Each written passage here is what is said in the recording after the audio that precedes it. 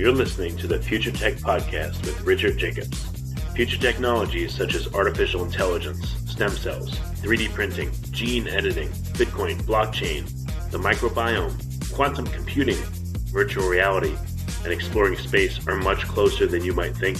In fact, many early versions of these technologies are in play right now, and the companies that are using these technologies are the focus of this podcast. My goal for you, the listener, is to learn from these podcasts. You may very well learn something that may change the course of your life for the better, steer you towards a new career, or give you insight into addressing a thorny medical problem. Remember, this podcast and its content is informational in nature only. No medical, tax, legal, financial, or psychological advice is being given. If you enjoyed the podcast, please listen, subscribe, like, and tell your friends about it. Thank you.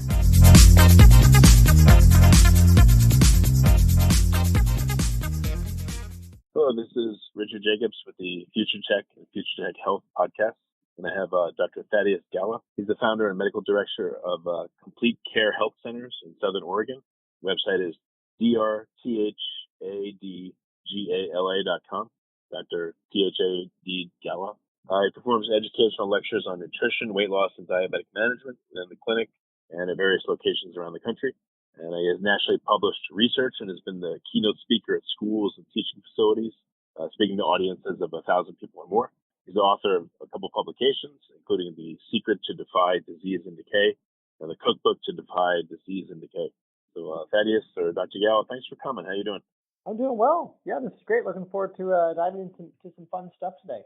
Yeah, so I've asked a lot of people, I've interviewed this, when people are interested in health, unfortunately, usually it means that either themselves or some family member or someone they know has had a significant health problem. So, if you don't mind sharing, what prompted you to get into the health sphere?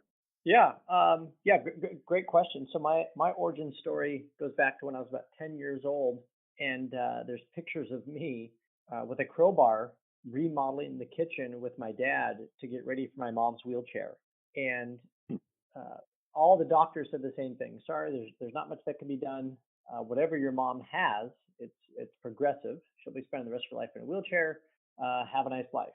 And she went to doctor, and unfortunately couldn't find any answers. And since then, I've spent my entire career, my entire life path, and my mission has been to help people naturally reverse chronic disease without the use of drugs or surgery, so they can live a high, fulfilled, quality life. As a result of that, now I think, as you mentioned, I'm the CEO and I founder of 4 different integrative medical clinics. I oversee about 42,000 patient interactions a year. And for me personally, aside from running those businesses, I try to stay abreast on not only the emerging research, but also I work with a select handful of clients that have some kind of Western chronic health issue that they want to get rid of, whether it's Parkinson's, diabetes, sleep apnea, fibromyalgia, arthritis, Alzheimer's, whatever it is they want to get rid of or slow down or stop. They come to me, and I work with a handful of clients at any given time, somewhat selectively in that. So I've gone down the natural route, and just to kind of bookend that story, now my mom is in her 70s. She's our lead health coach. She just started running 5K races a couple of years ago. And now she has to find younger and younger friends, which to me is pretty darn good, given that she was told she'd be in a wheelchair the rest of her life, and almost lost her job, was on full disability, couldn't use her hands, couldn't even write. She had to wear braces. Like I said, she almost lost her job. The only reason she was able to keep her job was other teachers at the school district that she taught at, where they kind of changed the ruling. And they allowed kind of a loophole to where they allowed other teachers to donate their sick time to my mom, so she wouldn't lose her job while she was trying to go through disability and so forth. So yeah, health is pretty near and dear to my heart. And I've seen, obviously Western medicine has its place, and it's certainly not in prevention or wellness or corrective care. It's in surgeries and life-saving emergent type care. But unfortunately, we often lump everything into that, and that's we run into a lot of problems with that mindset.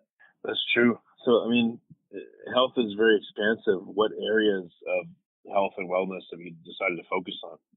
Well, right now I'm doing my PhD on reversing Parkinson's. largely because, well, a couple of reasons. I started off doing mostly fibromyalgia and chronic pain reversal, and then it kind of just ballooned into other things because a lot of the same lifestyle behaviors and things I was doing, working with people on, health techniques and so forth, which I'm happy to dive into some of that today if you feel prudent or helpful for your listeners. And the more that we dove into that, the more I realized that there was the sequelae or the secondary health issues started to resolve as well. So when we started realizing that, I went back and looked at the research and found the correlation. And so the reason I picked Parkinson's for my PhD was that I feel like it's kind of the forgotten neurological disorder. Alzheimer's gets a lot of attention, dementia gets a lot of attention, and we get such great results with Parkinson's. I was even just talking with a gal last week. She's off of all of her carbidopa, levodopa. Her voice is getting stronger again.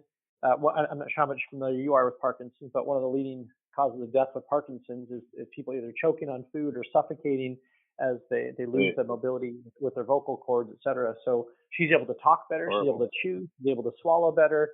She can function. Her and her husband now have value in their future together. So we've had such great results. I've just dove into that, even though there's a tremendous amount of crossover into Alzheimer's and just about every other chronic health issue that people are suffering with. Well, let's start with Parkinson's. So the fact that you're getting a PhD in how to reverse it, the non-traditional way or the non-standard of care way, is amazing that you even can get a PhD in such a thing, and you wouldn't be discouraged or simply disallowed from doing so. But what are the methods by which you're able to help people with Parkinson's? So most people are familiar with the concept of subclinical inflammation. But unfortunately, that's kind of where most people's understanding stops.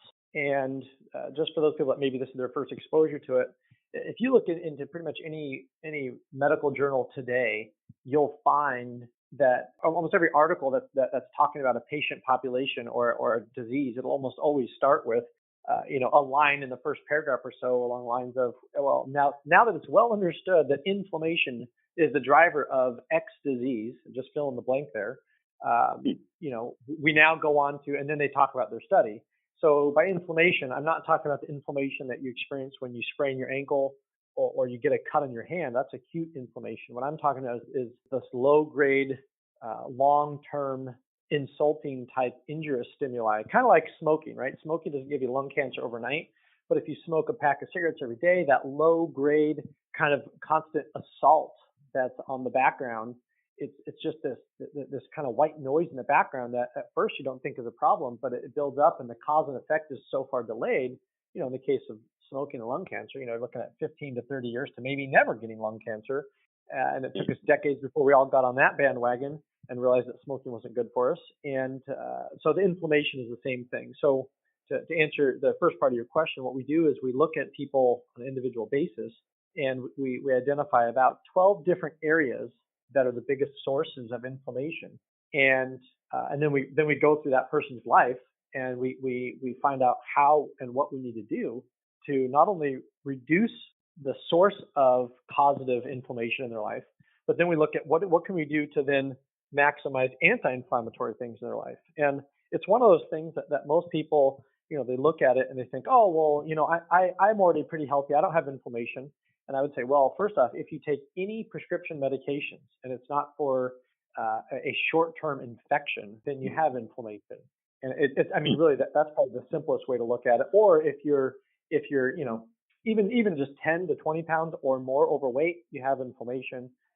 If you've ever been diagnosed with a Western chronic disease, you have inflammation. Bottom line is everybody has inflammation, and it just depends on how high or how low your inflammation is and how important it is to you to live a high quality long-term life with reducing the risk of chronic disease. And if that's important to you, then really understanding this inflammation and going through those different levels in your life and taking stock and working with someone that can really, kind of see around corners for you is really if you want to optimize it, that's the route that I typically suggest people go. Okay, so what is inflammation if you look at it on a physiological level, and how does it arise? So inflammation is the body's natural response to something that is considered an injurious type stimulus. So just using the smoking example, since we already kind of opened up the door on that one, if you smoke, it causes this low-grade irritation to your lungs and your airways, and it doesn't necessarily cause a problem at first. I mean, it is unhealthy, but your body is very resilient, so it can fight that off. If you just smoke maybe, let's say, 3 cigarettes today, and that's the first and last and only time you'll ever smoke cigarettes, your body will be able to clean itself up after that. But what happens is, so that's an injurious stimuli, but your body then would normally respond to that. It would heal the area, and then it would turn off, and you would stop smoking. But what happens is, if you keep smoking, your body then keeps seeing this as an injurious stimuli, and your body is very resilient in that it likes to protect itself.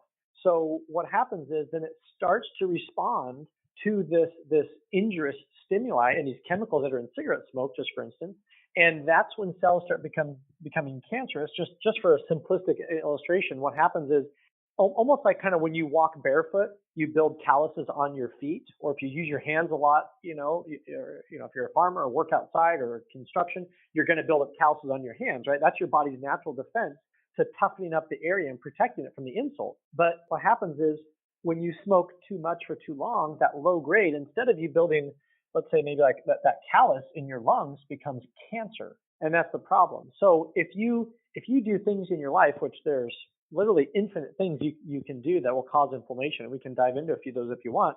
But what happens is then when you do those things in your life, then your body builds up a callus to that. So, and that's where genetics comes in. So for instance, if you have the genetic predisposition for, let's say, prostate cancer or heart disease, well, if you do things in your life or are exposed to things in your life that causes your body to elevate its inflammation, which is typically a natural healing response, but the cause that's causing it, the inflammation to go up, doesn't get turned off, then what happens is then those genetics get activated. So it's kind of like your whole body is exposed to this injurious stimuli. So it's essentially kind of an active scar tissue in response to that. So for you, if you have high inflammation, you may develop prostate cancer or heart disease. For women, they have a high likelihood of developing breast cancer.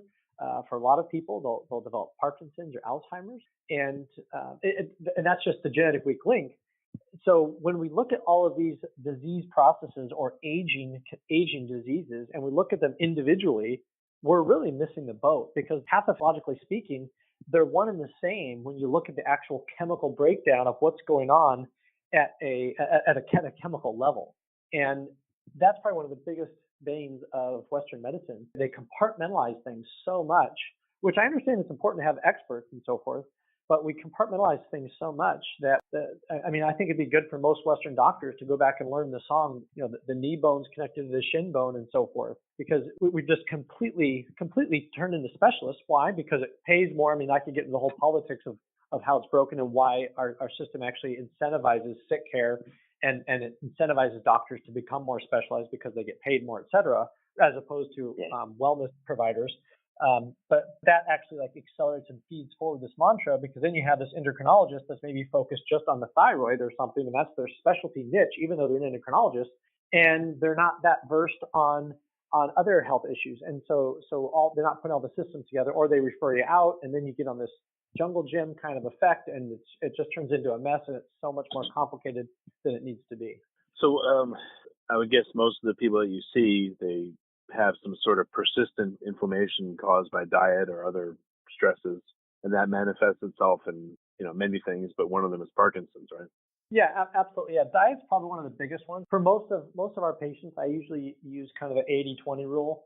We can get them 80% there if we focus 80% of our efforts on correcting 80% of their diet to start, and we'll probably get 80% of our results from that approach. So yeah, I kind of use that 80-20 rule, and then after we've seen good changes or significant improvements, and then want to keep improving, then we'll talk about other things. Or if we're not getting good results, then we'll roll up our sleeves, play a little bit more detective, and dive into other areas that can be sources of inflammation. Yeah, it's funny. There's a movie called The Naked Gun, and one of my favorite quotes ever is, a guy in the movie was, in an accident and all that, and they said, oh, he has a 50-50 chance of living. And the wife was happy, and then they said, but there's only a 10% chance of that. Then she started crying, just to make a joke about the 80-20 rule. Yeah. All right. So the main tool you're using is diet, changing the diet. So, let's focus in on that a little bit. What kind of changes do you see people need to make that, are beneficial for them, that alleviate Parkinson's and other kinds of conditions they have? Yeah. So, and even before that, diet's a huge one. But even before that, and for people listening, I really want to emphasize this, that even more so than diet, if we could maybe even just take a step back, more than that, it comes down to mindset and the psychology of it.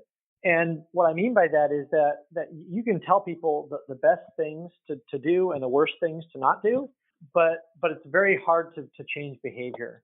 And so the one thing I would encourage people if they're listening, if they really want to make a change, you have to tap into an emotional reason first. First, establishing why it's even important to them that they're talking to me. So, for instance, like this gal with Parkinson's, I'll go through and I'll first ask her, why do you want to get rid of your Parkinson's? And then maybe she'll say, oh, well, I can't move my hands as well, I can't walk as well, I can't talk as well. I'm like, okay, well, and why is it important to you to improve that? And well, I want to be able to move more, I want to be able to be more active, I want to be able to, communicate better. Okay, well, why is that important to you? And usually I'll go through about seven, it's like the phrase, the 7 levels of why, until with her, I finally realized that for her, she wasn't able to go to church anymore. She wasn't able to go to her granddaughter's wedding. She wasn't able to sing in church anymore. And she was completely feeling isolated because all she could do was basically get up in the morning and go and lay down on the sofa. And that was the extent of her day. So for her, it wasn't that she wanted to get rid of her Parkinson's. It wasn't that she wanted to have better mobility. It really was that she wanted love and belonging. And that was the core emotion. So once I tapped into that core emotion, then I was able to more or less repeat that back to her.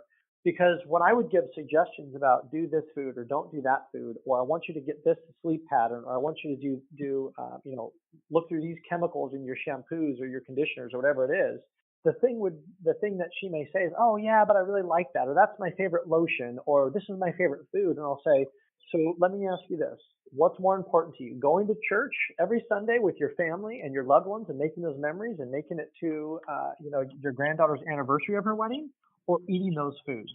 And so it's a huge tool to leverage against when somebody is going back to old habits. So even before I start with the nutrition, I have people do that exercise either independently or ideally with somebody, because when you do it with somebody and it's a little more guided, you can get a foundation, and people will have a much higher chance of success when they've clearly articulated their goals with a strong overriding or foundational emotional, a core emotion. And usually by those core emotions, I usually look at something that has to be instinctual.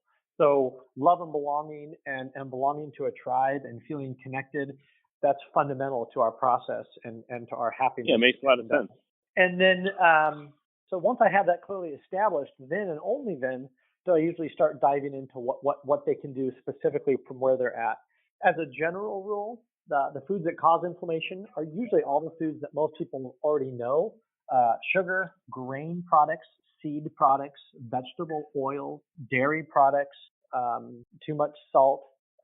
So yeah, grains, sugar, seeds, seed oils, salt, processed foods. But the problem is that we're not honest with ourselves. And what I mean by that is I can't tell you how many times I've had people, they call me up frustrated and discouraged. And they've just hired me, they've just paid me all this money, and after the first weeks or so, they're not seeing any changes.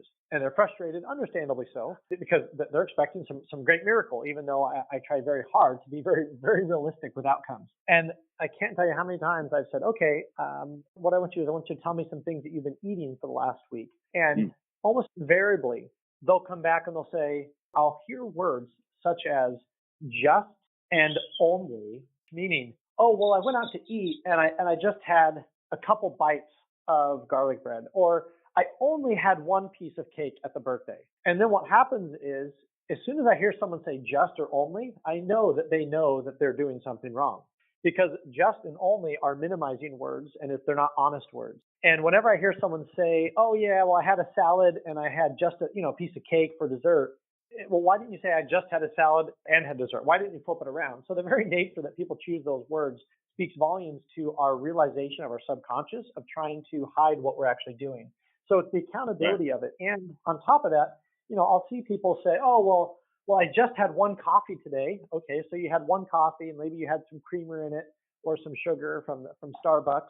And then you went to work, and let's say for breakfast you just had one piece of toast, which displaced other healthier foods.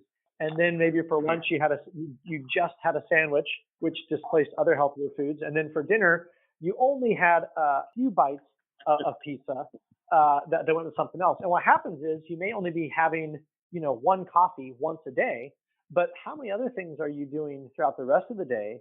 Those would be the overall foods that I would talk about. And so what I do is I have people actually fill out a 1-week nutrition log. And it's amazing that exercise. Oftentimes, once people go through some of like our educational programs, act of having them do a nutritional log will often prompt them to look at it, self-reflect, and self-correct.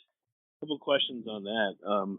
Any tweaks you found that make for more effective versus less effective logs? Like take a picture and write it down by hand versus typing it in, report it to someone else. I mean, what's the best way for people to do it?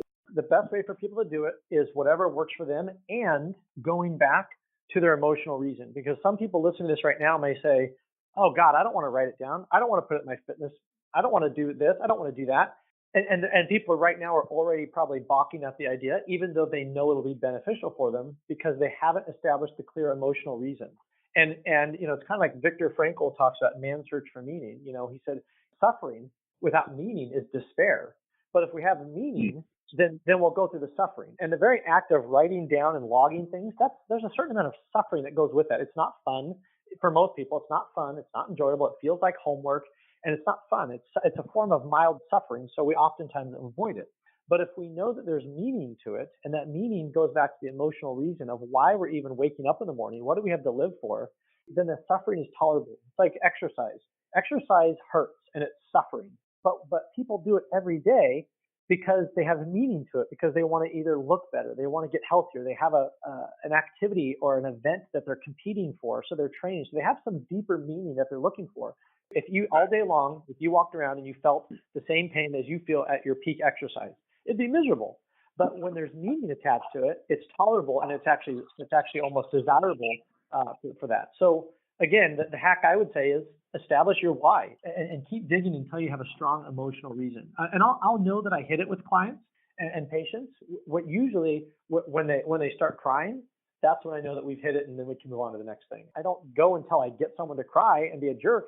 I genuinely try to create the space to ask questions and to pause and to give people time, because they're so used to 5, 10, 15-minute office visits that most doctors never actually create a space of silence, of listening, and letting patients actually talk. I think research shows that the average doctor interrupts after about 30 seconds of a patient talking. And of a 15-minute office visit, I believe the average 15-minute office visit, only about 2 to 5 minutes is spent on the chief complaint, and mostly that's just asking about symptoms. So in a 15-minute office visit, how much can you really connect with somebody? Like I said, usually my first visits with somebody, if not face-to-face, it's usually over Skype, or my least favorite is over the phone. But I usually spend an hour on my first consults with people, and probably more than half of that, because usually I get their case beforehand and I get a research and do a deep dive before I even talk to them. So I already know all the sciencey stuff, or at least the vast majority of it. So when I get on the phone, I just need to clarify a few things. But then when I get on the phone with people, that's where we can really dive into why the heck it's even important for them. Because then when we get to the tough stuff, we have to roll up our sleeves about telling somebody, hey, do this nutrition log. And they say, well, I don't want to write it down. Well, can you put it in your phone? Well, I don't want to put it in my phone. And you just keep hitting roadblocks. I can easily go back to that. And I would encourage people to do that themselves. And that's a brain hack. So that's my brain hack, and that's my tip that I would offer is establishing a clear why and a clear emotional reason. Maybe it's you want to be with your kids for a long time. Maybe you want to be able to run and play with them. You want to be around for your great-grandkids. You want to be able to, be more intimate with your partner. I know libido is a big one for people. 70.7% of the population is either overweight or obese. I haven't met any one of those people that is happy about being overweight or obese. I mean, the majority of the society is overweight or obese, and I've yet to meet anyone of those people that loves being overweight or obese. So even though we know we want things to be different, we're still not able to. All right. So you have people do a food log, and when do you review it with them, and what's that experience like when you review it with people? Yeah. So what I'll do is usually I do a food log with people if they're not getting the results, and my sniffer kind of picks out that they're feeling frustrated and I'm not able to necessarily navigate the conversation successfully with them without them feeling more frustrated. So what I'll do is I'll offer that, and it's almost like a third party counselor, if you will, because it's not coming from me, it's not coming from them. Because when I start working with people, sometimes, and this is kind of rare, but sometimes some people, if they're not getting the results right away, they start to feel a little bit like it's a them versus me, and I'm almost the bad guy because I'm telling them to make all these changes. So by having them do the nutrition log, it's something that they're doing and they're writing themselves. And so it's really just an opportunity for me just to hold up the mirror and then asking them just to look and open their eyes. So I can just hold up the mirror for them. And oftentimes that's enough for them to look and take a deep reflection. And 9 times out of the 10, it self-corrects just by that exercise and me just creating that space to say, okay, send it to me. I know you're not getting the results you want. I know that you think you're doing great, and you probably are. Let's do a nutrition log for 1 week. Send it over to me, and then let's go over that together. And then as soon as they get it, usually I'll say, okay, so what do you see in here? What do you think you're doing well, and what do you think could improve? They'll go through it. Quick question. What if you had a number of food logs where you've already gone through it with the person and identified, and there was like 2 different ones, a before and an after?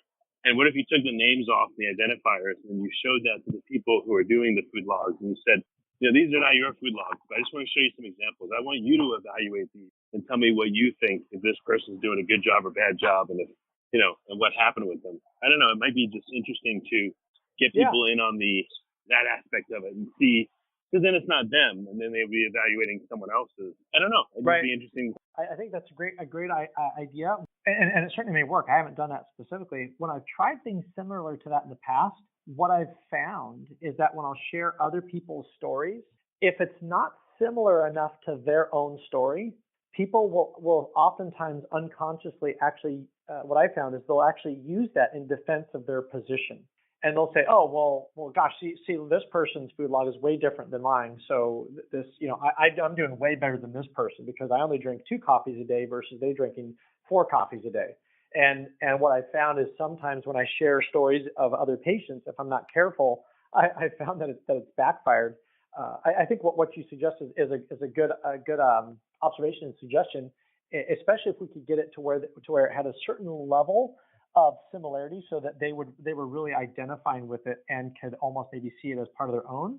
And one thing I'll add to that is usually by the time I'm doing a nutrition log with somebody, we've already established a certain baseline foundational education with them, so they already know a wide breadth and depth of which foods are inflammatory and which foods are anti-inflammatory. So again, oftentimes once they get that mirror in front of them, they can go through and they can readily self-select and highlight. And then if not, I can go through and outline. And then if we need to do it again in a couple months to make sure if we need to course correct anymore, it's a great tool to look back and reflect on. Is there a certain set of people that have to be super strict in order to get results, or for the most part, if people just are 80% good with their diet or dialed in, they'll get the results? Yeah, great question. I would say it entirely depends on their goal. To answer your question at first, I'd say if people are 80 to 90% compliant, they're going to see some good improvements. For me, I have a goal to live to 150. So if someone wants to have a high quality, rewarding, fulfilled, active lifestyle until they're well past 100, then I kind of turn the question around. I say, well, how good do you think you should be? And oftentimes when people come to me, I'm their last hope, and they've tried everything. So usually when they come to me, they're pretty bad. So which actually is good from the standpoint that we usually get to see results quicker. It's like the more sick that somebody is, the more obvious the results and the faster the results, versus if someone came to me and they were an elite athlete in their mid to late 20s, and they're already at the 94 percentile of their peak performance window, of their VO2 max or whatever measurement you're using, I'm maybe going to help them squeak out another 1 or 2%. which to them, might be noticeable, but if you're talking about like Olympic athletes or high performance people, it's going to be a lot harder to see those changes. But if you're talking about somebody that's, 60 or 70, they're overweight, they have low energy, they're on 3 to 4 meds, you're going to see results pretty quickly. And I think one of the biggest things that I see, if you look at all those nutrition logs, I think the biggest thing that I see is things slip into their nutrition logs and into their day that they don't even realize. It's those hidden things that are in either sauces or seasonings, or they go out to a restaurant and they don't realize what cooking oil that the chef is using, or a whole host of other things that they don't realize are slowly adding up. And it's kind of like the example if somebody came to me and they had lung cancer and they were a smoker, and they said, well, gosh, doc, how important is it for me to give up smoking? Do I have to give it up completely? And I'd be like, well, you have lung cancer and it was caused by the cigarettes. Like, yeah, you should give up smoking. Yeah, but doc, do I need to give it up completely, or can I just give it up like 80%? It's kind of a rhetorical question at that point. So I kind of use the same based on whatever someone's goal is. I turn the question back to them to empower them to make their own choice. I just lay out the facts and figures for them as best I can. Okay. Any unusual or interesting outliers or things you've seen when you're evaluating people? Really memorable interactions or results that were interesting. I think the thing that stands out in response to that question, which I think is a good question, is how much we think that we are in control, and how much in reality we are so driven by our instinctual desires and drives, and how much we almost consciously refuse to admit that or recognize it in ourselves. And I know a lot of people say that, we're so much more advanced and we're not wild animals and all that. And I get that. And yeah, I mean, obviously, you don't see chimpanzees or bonobos building skyscrapers or putting planes in the air. And I get that. But at the same time, look at places where there's a natural disaster and the power goes out and the infrastructure goes down, or the grid goes down for, let's say, 4 to 7 days, and look at what happens in those areas and how quickly pandemonium sets in. And all of a sudden, people that were very well civilized immediately revert back to their instinctual. There's looting, there's tribalism, there's violence. It immediately we click into survival. And the problem is that we're 24 to 48 hours away from that. And what I mean by that is, I'm not saying that somebody's going to go start looting, but because looting is a complete loss of your reasonable control over your actions. And neurologically speaking, 99% of our actions and our processes is not of our volitional control. And arguably, even the 1% that is under our volitional control isn't even of our own free will. And to kind of illustrate just a real soft point without getting too deep of a dive into free will, I'm not saying someone's going and looting or robbing or using violence in a state of pandemonium or infrastructure collapse, but rather when somebody comes home from work and they're hungry and they didn't prep ahead for dinner and they're tired and they're 40 pounds overweight and they have their 3 or 4 medications that they're on and they have a lot of fatigue and they know they're unhealthy, and yet they still knowingly then in that moment, they knowingly reach for something that's unhealthy for them because it's either easy, it either makes them feel temporarily good because they had a rough day, or they look at it as a reward. And so they eat something to satisfy an emotional need that is driven by an instinctual drive. Because if it wasn't instinctual, and if it wasn't an underlying instinctual drive that was prompting that action, then our frontal lobe and our reason would set in and say, gosh, you know what? I'm, X amount of pounds overweight. I'm on these medications. I don't want to keep going downhill. I know that food or beverage X is not healthy for me. And I know that food Y or beverage is better for me. So I'm going to make the conscious, rational, civil decision to choose those foods. But yet 70% of the population, actually, I'd even say more than that, doesn't. I mean, I'll fully admit that I've certainly done the things and eaten things or drank things in my life that I knew were not healthy for me, but yet I did it anyways, and I'm sure I'll probably will in the future. So I just offer that to say that I think we underemphasize the impact of our subconscious and our instinctual drives, and we tend to overemphasize how much we think we're in control. And it's like driving a car blindfolded, thinking that you know where every curve is. It's borderline madness. And I'd say just look at the health stats.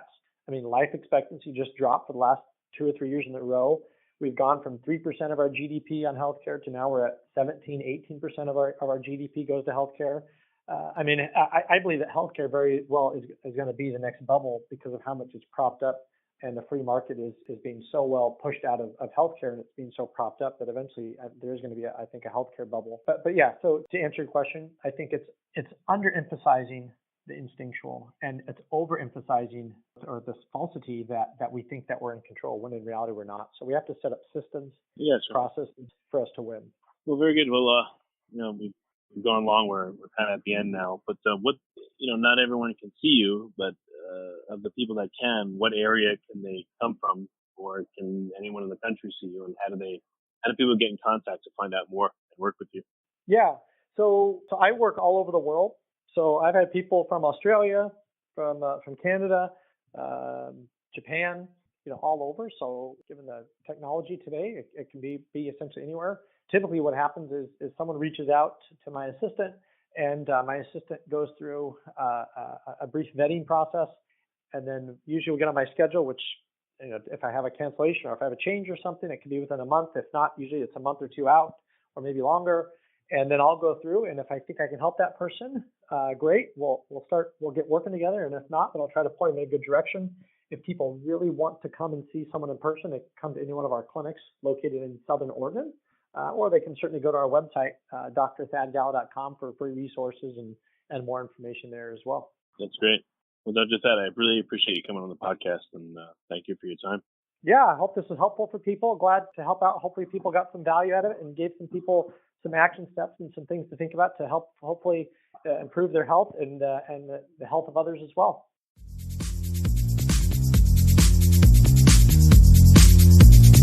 You're listening to the Future Tech Podcast with Richard Jacobs.